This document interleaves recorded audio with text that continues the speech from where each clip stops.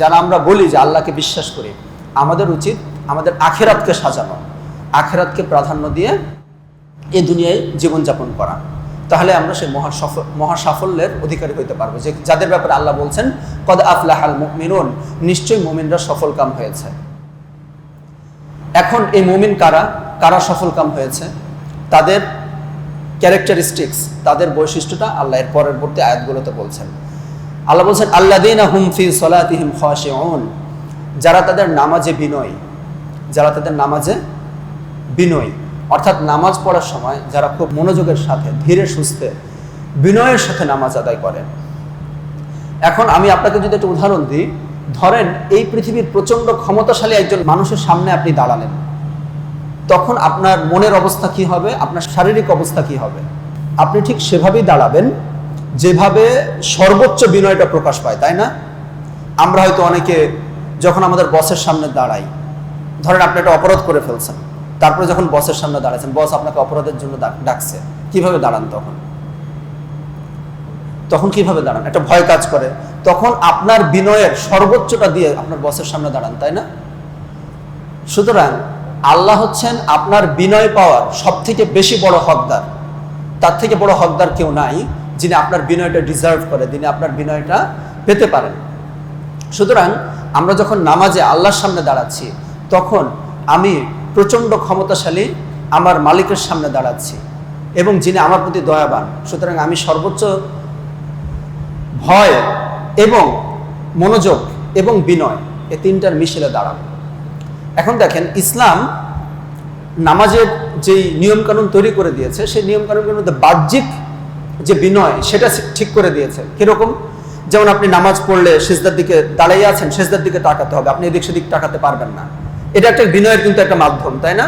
আপনি কি যখন আপনার বসের সামনে যান, একটু ওদিক একটু ওদিক, একটু মাথা চুলকানো, এটা করেন না, কিন্তু আপনি স্ট্রেট তার দিকে মনোযোগ, তাই না? আপনার দেখা গেছে হাঁটু চুলকাইতেছে, আপনি তাও চুলকাইতেছেন না, তাই না? এরকম হয় না? কিন্তু আমাদের নামাজে দেখা গেছে আমরা এমনভাবে দাঁড়াই যে আমাদের ওই হালকা চুলকানিওটা আমরা কি করতে পারি না, বাইপাস করতে পারি না, মানে ওটাও আমার চুলকাইতে হয়। নামাজের পূর্ণ মনোযোগটা আল্লাহর সামনে দাঁড়িয়েছেন, যে সকল জিনিসগুলো এড়ানো যায় সেই জিনিসগুলো এড়িয়ে যাবেন। হ্যাঁ, আবার এই বক্তব্যে ভুল বুঝবেন না, আবার নামাজের এমন কিছু বিষয় আছে যেগুলো আমরা আবার কঠিন বানায় ফেলছি, এরকম না। যেমন দেখেন, আমি একটা উদাহরণ দিই আপনাদের শেখানোর জন্য, অবশ্যই এটা। নামাজে এক কাতার লোক পূরণ হয়েছে, আপনি আসছেন, জামাতের সহিত নামাজ হচ্ছে, সেকেন্ড কাতারে কেউ নাই, আপনি একা। এখানে নিয়ম হচ্ছে কি জানেন? নিয়ম হচ্ছে আপনি সামনের কাতারের একজনকে আস্তে করে ইশারা করবেন, সে আস্তে আস্তে পিছিয়ে আসবে, আপনারা দুইজন দাঁড়াবেন। থার্ড যে আসবে সে এসে, এরপরে যদি কেউ আসে সামনের কাতারটা পূরণ করে ফেলবে, তারপরে কেউ আসলে আবার ওই সেকেন্ড কাতার পূরণ করবে। বুঝতে পারছি? কিন্তু আপনি যদি আমাদের বাঙালিদেরকে ধরে টানলেও মনে হয় একজন যে মাসালাটা জানে ও ধরনের আস্তে টান দিতে হবে না, জোরে টান দিলেও পাথরের মতো শক্ত হয়ে দাঁড়ায় থাকবে। ঠিক আছে, এটা আবার কঠিন করার দরকার নাই। তার মানে আমাদেরকে জানতে হবে ইসলাম যেখানে সহজতা দিয়েছে সহজ করতে হবে, কিন্তু আবার আল্লাহর সামনে শৈথুল্য ভরে দাঁড়ানো যাবে না। ওয়াইদা কামু ইলাস সালাতি কামু কুসালা, আল্লাহ বলছেন মুনাফিকদের সম্পর্কে, যখন তারা নামাজে দাঁড়ায় তখন তারা খুবই শৈথুল্য ভরে দাঁড়ায়, নামাজে মনোযোগ থাকে না। ইরাউনান নাসা ওয়ালা ইয়াযকুরুনাল্লাহা ইল্লা কালিলা, তারা মানুষকে দেখানোর জন্যই মূলত নামাজ পড়ে, আল্লাহকে খুব কমই স্মরণ করে।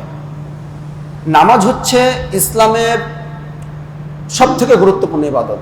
রাসূল সাল্লাল্লাহু আলাইহি ওয়াসাল্লাম বলেছেন মুমিন এবং কাফেরের পার্থক্য হচ্ছে নামাজ।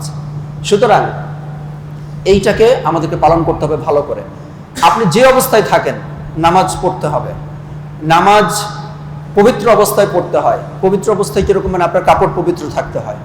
আপনি এমন একটা পরিস্থিতিতে আছেন, আপনার কাছে ভালো পোশাক নাই, চেঞ্জ করারও অপশন নাই, আপনার ওই পোশাকেই নামাজ পড়তে হবে। নামাজ কিন্তু মাপ নেই। তার মানে আপনি যে অবস্থায় থাকেন নামাজ পড়তে হবে। আপনি দাঁড়িয়ে নামাজ পড়তে হয়, দাঁড়াইতে পারেন না, বসে নামাজ পড়বেন। বসতে পারেন না, শুয়ে নামাজ পড়বেন, কিন্তু নামাজ পড়তেই হবে। নামাজ যতক্ষণ না অজ্ঞান হচ্ছেন মাফ নাই। বুঝতে পারছেন? সুতরাং নামাজ আমরা পড়বো তো অবশ্যই মনোযোগের সহিত, বিনয়ের সহিত, আল্লাহকে ভয় করে পড়ব। ভয় এবং বিনয়ের মিশ্রণ থাকবে আমাদের নামাজে। তাহলে আমরা এই ক্যাটাগরিতে পড়বো যাদের সম্পর্কে আল্লাহ বলছেন কদ আফলাহাল মুমিনুন, নিশ্চয়ই মুমিনরা সফল হয়েছে।